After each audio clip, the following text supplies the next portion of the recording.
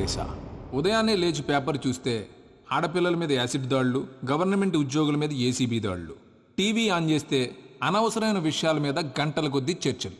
సర్లే మన పని మనం చేసుకుందామని ఆఫీస్కి వెళ్తే అక్కడ ఎవడి పని వాడు చూసుకోకుండా పక్కోడి పని ఎలా చెడగొట్టాలని కుట్రలు కుతంత్రాలు. పూర్వం ఎవరైనా ఇల్లు కట్టుకుంటుంటే నలుగురు 4 రాళ్ళేసి సహాయం చేసేవారట. ఇప్పుడు ఎవడైనా ఇల్లు కట్టుకుంటుంటే నలుగురు 4 పిటిషన్లు వేసి ఆపేయడానికి చూస్తున్నారు. ఇలా ఎక్కడ చూసినా నెగిటివిటీ నెగిటివిటీ నెగిటివిటీ. ఒకరోజు నాకు డౌట్ వచ్చింది. ఇలాంటి రోజుల్లో ఎలాంటి కల్మషం లేకుండా ఓల్డ్ మోడల్ బ్రెయిన్ వాడుకుంటూ దేవుణ్ణి నమ్ముకుంటూ ఉండే ఒక స్వచ్ఛమైన మనిషి బ్రతికి బట్ట కట్టగలడా అని. ఆ అనుమానం నుంచి వచ్చిన ఆలోచనే ఈ నమో వెంకటేశ.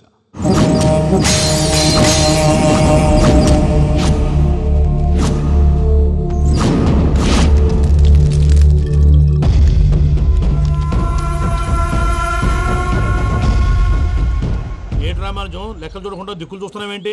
చూడండి గురుగారు, ఆయిల్ పట్టిన అడవి పందిలా ఉన్నాడు. కోస్తే కర్నూలు మొత్తం సరిపోతాడు. వీడికి ఆ బంగారు బొమ్మ లాంటి పిల్లతో పెళ్ళంట. ఏం కాంబినేషన్ అండి ఇది? కాంబినేషన్స్ మనం ఫిక్స్ చేసుకుంటే సరిపోద్దేంట్రా? ఆ పైవాడు ఫిక్స్ చేయొద్దు. ఏంటి చెప్తారు? అవతల వాళ్ళు పెళ్లికి ఏర్పాట్లు చేసుకుంటుంటే. ఓ అబ్బో, రామాయణంలో రావణాసురుడు కూడా సీతమ్మ వారిని తీసుకెళ్లి ఇంతకంటే బందోబస్తు ఏర్పాట్లు చేశాడు. చివరికి ఏమైంది? రాముడి చేతిలో తుక్కు తుక్కయ్యాడు. ఏవో పురాణాలు చెప్తూ ఉంటారు. సరే, ఈ యాంబియన్స్ కు తగ్గ రిఫరెన్స్ చెప్తాను. ఒక్కడి సినిమా చూసావు కదా? చూశాను. భూమికను పెళ్లి చేసుకోవడానికి ప్రకాష్ రాజు నానా పాపాలు చేశాడు. క్లైమాక్స్ లో ఏమైంది?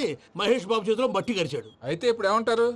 స్త్రీకి ఇష్టం లేకుండా పురుషుడు పెళ్లి చేసుకోవాలనుకుంటే అది జరగదు. అయితే ఇది జరగదా? అయ్యగారు, పూజమ్మ గారు కనబడట్లేదు అయ్యగారు. జరిగిందా? గురుగారు ఎలా చెప్పగలిగారు? ఫార్ములా రామానుజం. ఒక్క నిమిషం గురుగారు. నాకు తెలిస్తే చంపేస్తాడు. వెతకండి, వెళ్ళి వెతకండి. ఆగండి, ముందు నేను చెప్పేది వినండి. మా గురుగారు మామూలుడు కాదు. కళ్ళ ముందు తిరిగే కల్కి భగవాన్, కాలజ్ఞానం తెలిసిన వీరబ్రహ్మం గారు, 6th సెన్స్ ఉన్న సాయిబాబా. ఇలాంటి ఏదో జరుగుతుందని ఆయన ముందే చెప్పారు. పదండి, ఆయన కాళ్ళకి నమస్కారం చేసుకుందాం. రండి బాబు. ఏం చూస్తారు? ఏంటి గురుగారు ఇలా కొట్టేశాడు? నిజం చేదుగా ఉంటుంది రామానుజం, అందరూ రిసీవ్ చేసుకోలేరు. వీడి చెప్తేనే ఎలా ఉంటే ఈడి బాబు చెప్తే ఇంకెలా ఉంటుందో.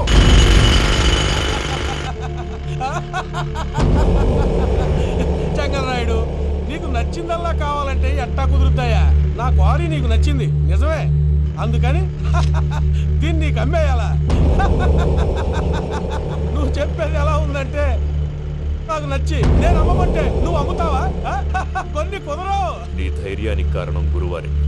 వాడు జైల్లో ఉన్నాడు. పులి జైల్లో ఉండొచ్చు, పులి పిల్లలు అంటే ఆయన మనుషులు బయటే ఉన్నావు. హలో సూరి, అమ్మాయి గారు ఇంట్లో పారిపోయారు. అయ్యారు, పూజమ్మ గారి ఇంట్లో పారిపోయారంటండి. ఇంట్లో ఆడవాళ్ళనే కంట్రోల్ చేయలేనోడు మనల్ని కంట్రోల్ చేస్తాడంటరా?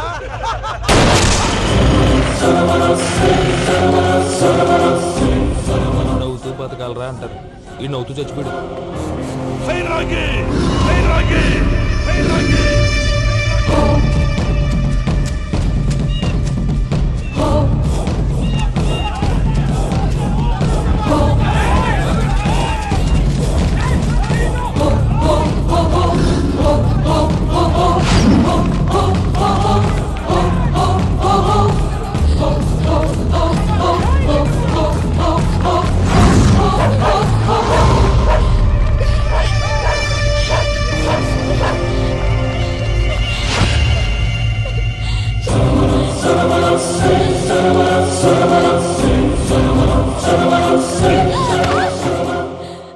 నా గురించి నీకు కొంచెమే తెలుసు.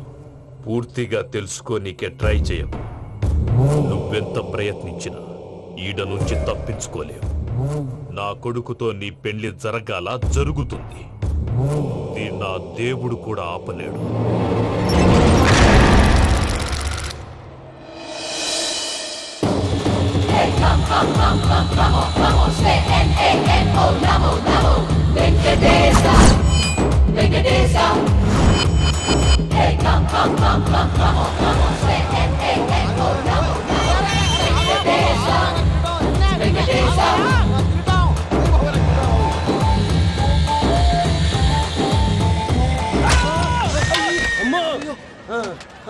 అమ్మో, అయ్యో,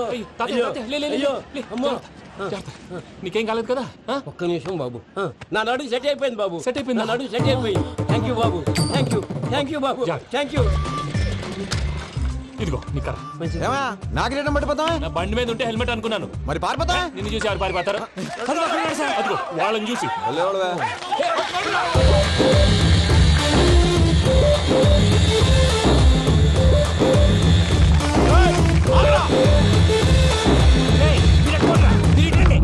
నేను దూకేస్తాను, నేను రాను. నీకు నచ్చిన అబ్బాయి నుంచే పెళ్లి చేస్తాను, కిందికి రారా. ఇప్పుడు ఇలాగంటారు, కిందకు వచ్చాక మాట మారుస్తారు. నేను దూకేస్తాను, వద్దు నాన్న, వద్దు. నేను దూకేస్తాను. బాబు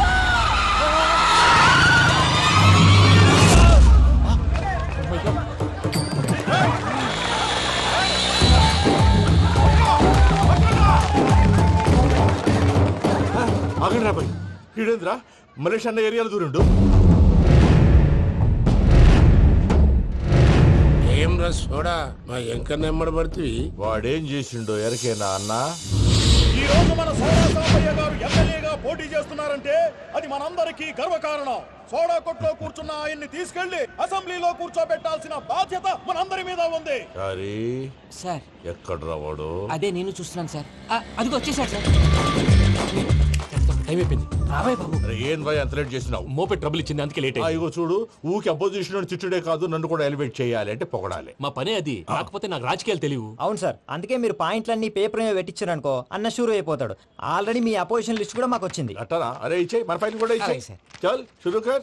మీరు అలా కూర్చోండి. అన్న మూర్తి గారి దగ్గర పోయి నీ యూరో ప్రోగ్రామ్ తో కనుక్కొని వస్తా. ఇది అయిపోగానే డైరెక్ట్ గా మీటింగ్ వచ్చేసాయన్న. లిస్ట్ ఇవ్వు. యదమ్మతి మరిపో నువ్వు. వస్తా అన్న. ఏయ్, వాడు మన పేరు తిన్నప్పుడల్లా మీరు చప్పట్లు కొట్టాలి.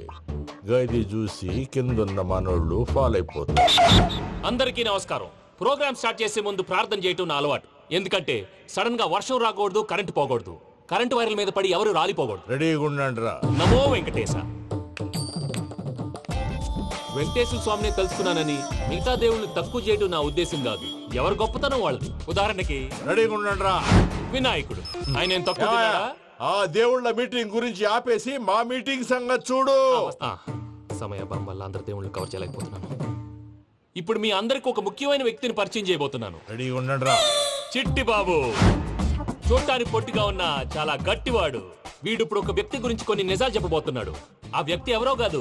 రెడీగా ఉండండి రా. Is none other than Soda Sambaiah. 5వ తారీఖు అంటే అది. అయ్యో బాబాయ్, ఫైల్ మారిపోయింది. భయ్య పరిస్థితి ఏంటో తిప్పు తిప్పు. చిట్టి బాబు, మన సోడా సాంబయ్య గురించి కొంచెం చెప్పు. ఆయన చాలా కింద నుంచి పైకొచ్చాడు. చిన్నప్పుడు స్కూల్లో పక్కోడి బలిపాలు పెన్సిల్ దొబ్బేసేవాడు. అంటే శ్రీకృష్ణుడు టైప్ అనమాట. గివెందుకు చెప్పిస్తున్నాడు రా? లీడ్ తీసుకుంటున్నాడు, ఏదో ఉంటా సార్. చిన్నప్పుడు ఇలాంటి చిలి పనులు అందరూ చేస్తారు. వేరే ఏమన్నా చెప్పు. థియేటర్లో బ్లాక్ టికెట్లు అమ్ముకునేవాడు. చెప్పమంటావా? బ్లాక్ టికెట్లా?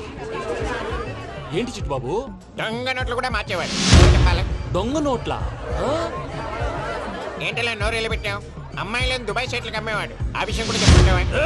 ఆవేశపడకండి, పబ్లిక్ ఏదో ఉంటది. చచ్చా, సోడా సాంబయ్య అలాంటి మనిషి కాదు. నా ఓటు ఆయనకే. వాడు కోటేస్తే సర్వనాశనం అయిపోతాడు.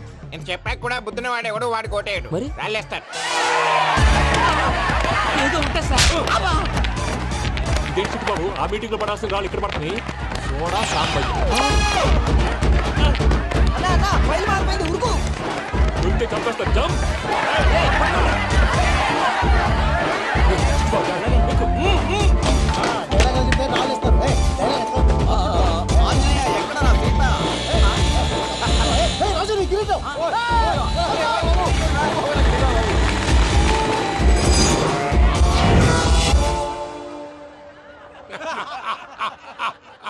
టోటల్ గా సోడా గ్యాస్ తీసేసిండన్నమాట.